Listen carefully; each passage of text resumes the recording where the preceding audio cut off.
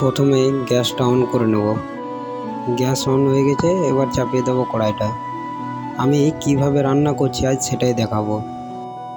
এবং কড়াই গরম করে দিয়ে দেবো পরিমাণ মতো তেল। তেল দিয়ে এবার দিয়ে দেবো সামান্য পরিমাণ পাঁচফোড়ন। এবার দিয়ে দেবো কেটে রাখা বরবটি, বেগুন, আলুটা।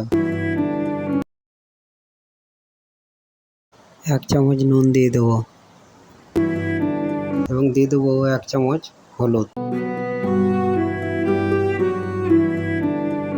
এবার এগুলোকে ভালো করে মিক্স করে নেব, নুন হলুদটাকে বরবটি বেগুন আলুর সাথে।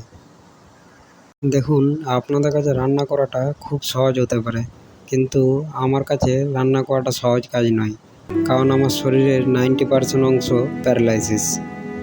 তাই যদি ভিডিওটা আমার ভালো লাগে তো please like, comment and share করবেন, আর চ্যানেলটা অবশ্যই সাবস্ক্রাইব করবেন। আমাকে দেখুন, একটা থালা আনার জন্য কতটা কষ্ট করতে হয়, কিন্তু এটা আপনারা খুব সহজেই করে নিতে পারেন। আমি বাড়িতে কেন রান্না করি সেটাও আপনারা জানতে পারবেন। তার জন্য অবশ্যই আরেকবার বলছি, চ্যানেলটা অবশ্যই সাবস্ক্রাইব করবেন এবং ভিডিওগুলো দেখবেন। 10 মিনিটের জন্য থালাটা ঢাকা দিয়ে দেবো। এই রান্না করার মাঝেই আমি আপনাদের সাথে আমার জীবনের প্রত্যেকটা ঘটনা শেয়ার করব। তার জন্য অবশ্যই ভিডিওগুলো দেখবেন এবং চ্যানেলটি সাবস্ক্রাইব করে নোটিফিকেশান বেলটি অন করে রাখবেন। সব কিছু মিক্স করে এবার 10 মিনিটের জন্য আমি ঢাকা দিয়ে দেবো। আরও একবার আমি ঢাকাটা খুলে এটাকে মিক্স করে নিচ্ছি। এইভাবে মিক্স করতে থাকলে আপনারা দেখবেন কড়াইয়ের মধ্যে কিন্তু এটা লাগবে না কখনোই। এইভাবে মিক্স করে আবার আমি কিছুক্ষণের জন্য এটা ঢাকা দিয়ে দেবো, জাস্ট 5 মিনিটের জন্য। 5 মিনিট পর দেখলাম বরবটি আলুটা প্রায় আমার ভাজা হয়ে গেছে। এবার এগুলোকে একটা বাটির মধ্যে তুলে নিচ্ছি।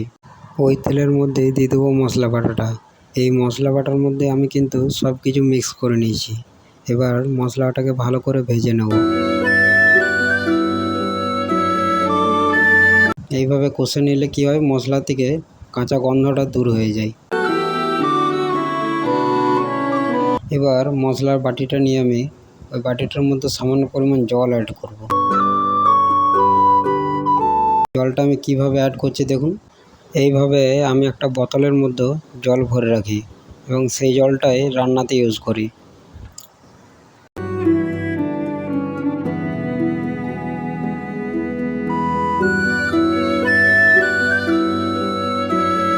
এবার বাটিটাকে ধুয়ে পুরো মশলাটা যেটা লেগে থাকবে সেটা সমেত জলটা আমি দিয়ে দেবো মশলাতে। এবার দিয়ে দেবো পরিমাণ মতো নুন এবং হলুদ। 1 চামচ নুন দিয়ে দেবো আর হাফ চামচের থেকে একটু বেশি হলুদ দেবো। এবার এটাকেও ভালো করে মিক্স করে নেব। এইভাবে মশলাকে ভালো করে মিক্স করে কষাতে থাকবেন, তো খুব জলদি দেখবেন মশলা থেকে কাঁচা গন্ধটা দূর হয়ে গেছে এবং দেখবেন মশলাটা সুন্দর একটা কালারও এসেছে। এইভাবে কিছুক্ষণ কষিয়ে আমি একটু রেস্ট দেব। এবার যখন দেখবেন মশলাটা প্রায় ভাজা ভাজা হয়ে গেছে এবং মশলা থেকে তেল ছেড়ে দিয়েছে, তখন ভেজে রাখা বরবটি বেগুন আলুটা দিয়ে দেবো।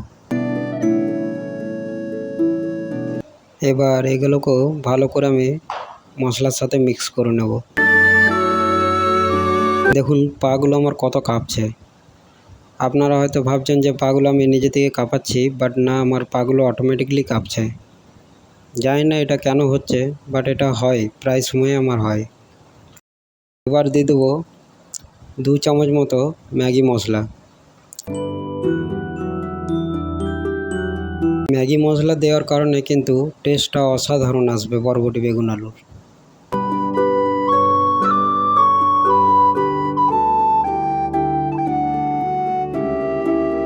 এবার দিয়ে দেবো সামান্য পরিমাণ জল। আমি যেহেতু কাছে থেকে জলটা নিতে পারি না, বাট সেই জন্য আমি এই বোতলটা ব্যবহার করি। বোতলটা আমি সবসময় রান্না করার সময় নিই নি। এই বোতলটা থেকে আমি জলটা আন্দাজ করে দিয়ে দিই।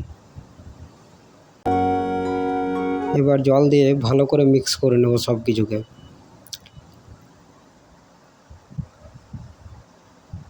মিক্স করে 10 মিনিট মতো এটা হতে দেবো।